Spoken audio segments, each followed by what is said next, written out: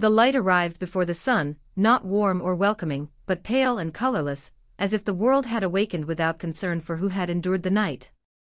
The Wyoming plains stretched wide and exposed, coated in fine dust that settled into wood grain, leather seams, and human skin alike. The wind that had howled for hours was gone, leaving behind a silence so complete it seemed to press inward. It was the kind of stillness that felt like a reckoning waiting to happen.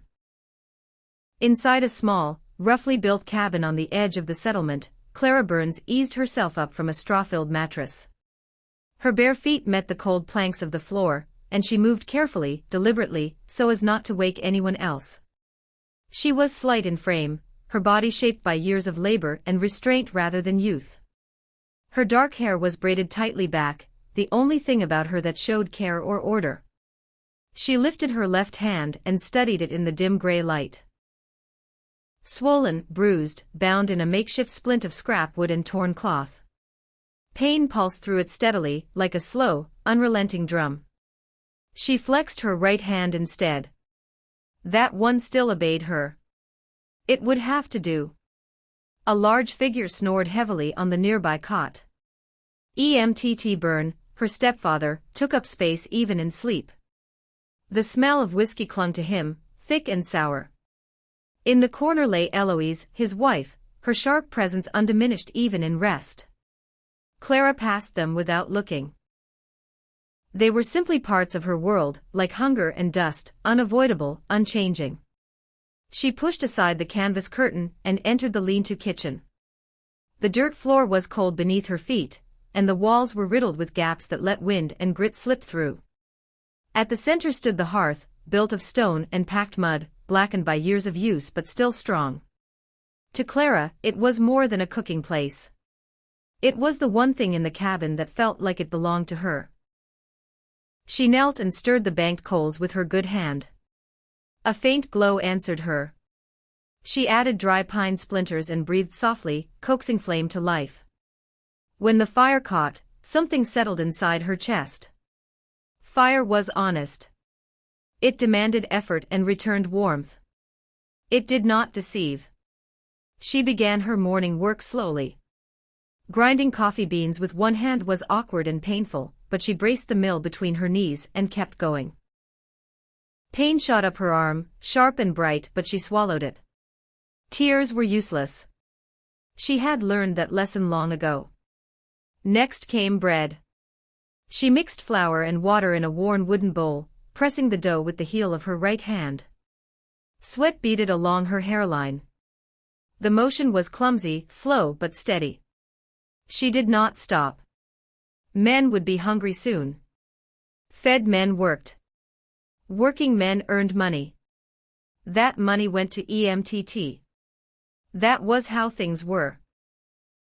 As the dough rested near the fire, memories crept in. Her mother's voice, gentle and sure, guiding her hands. Food is a kind of prayer, she had said. Clara pushed the thought away before it could cut too deep. She shaped the loaves without looking back. The cabin behind her creaked. EMTT was awake. Coffee, he growled as though it were owed. Clara brought him a tin plate with bread and fat, followed by a mug of black coffee. She set them down and turned away without speaking. EMTT ate noisily, complaining about the portions. Eloise watched silently, a thin smile on her lips. Clara returned to her hearth. Silence was safer than answers. 3 nights earlier, silence had cost her a hand.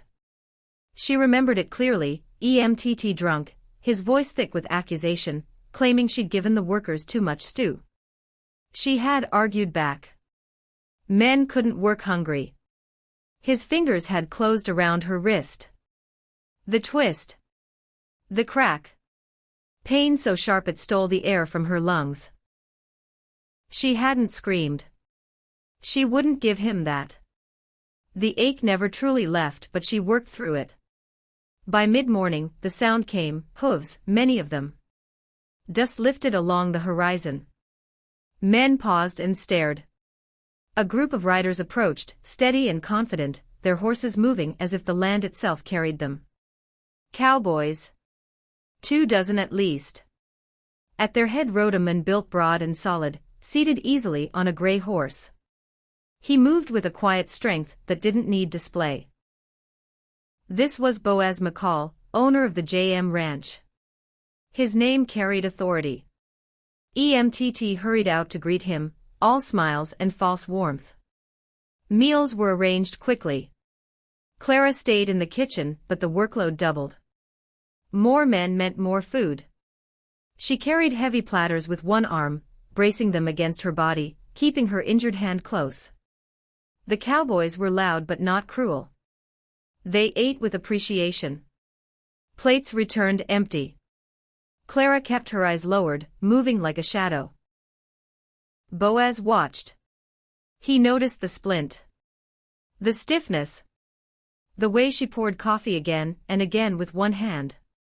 He saw the sweat, the clenched jaw, the refusal to complain. A young cowboy thanked her. She nodded and moved on. When the meal ended, Boaz lingered. He stopped at the edge of the kitchen, not crossing the line she guarded without naming. This pie, he said quietly, makes a man forget the desert for a moment. Clara froze. No one spoke to her like that. She didn't answer. He set a sack near the door. Good flour, he said. From my mill. Then he left. EMTT noticed the sack later. His expression darkened. Eloise whispered. Something sharp settled in the air. Clara stared at the flour long after the fire dimmed. She didn't know what it meant. Kindness had always demanded payment. The sack remained untouched for 2 days. She worked around it, careful, wary. Her routine continued, early rising, fire, food, pain. Her hand healed poorly, stiff and aching, but she forced it to serve. Boaz did not return right away. That absence stung more than she expected.